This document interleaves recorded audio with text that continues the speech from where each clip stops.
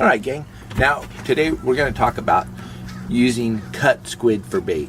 When you go out and you don't have live bait and you're fishing for some of that sheephead or sargo or the smaller bass, you just want your kids to catch a fish.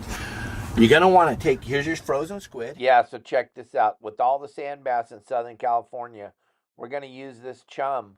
We use the heads for chum, and I cut up real small pieces, the tentacles, the head, cut it all up and chop it all up into real small pieces. And I'm going to put all that in a Ziploc bag to use it for chum. Then I'm going to take the mantle of the squid and I'm going to cut it open and I'm going to scrape all the guts out. And then I'm going to use the guts in there for chum too. And then we're going to simply strip this out so that the fish can actually eat this squid when you drop it down there. And just hang on for a second. I'm going to show you exactly how to hook it on there. But this is Sand Bass Fishing 101. Pay attention here.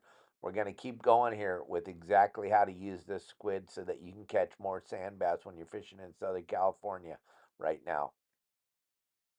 Then when I get out to where I'm going to fish, I grab me a strip. Okay, now I don't just hook the strip in the middle.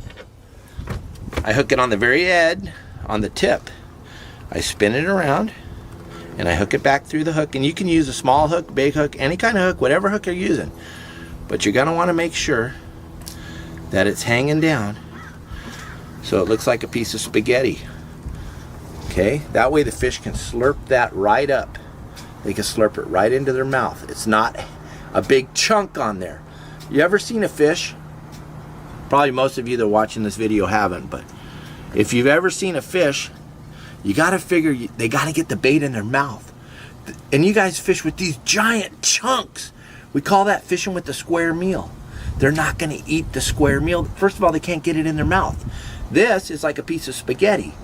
Now, I'm using the small lead head, but you could use a small number 2, number 4 hook, whatever size hook you're going to use, but you're going to hook it on so it's hanging like a piece of spaghetti so that fish can suck it right up into their mouth. And also, when it goes into the water, if you look, it's actually almost looking like a lure in there. It's got a tiny bit of action coming off of the tail.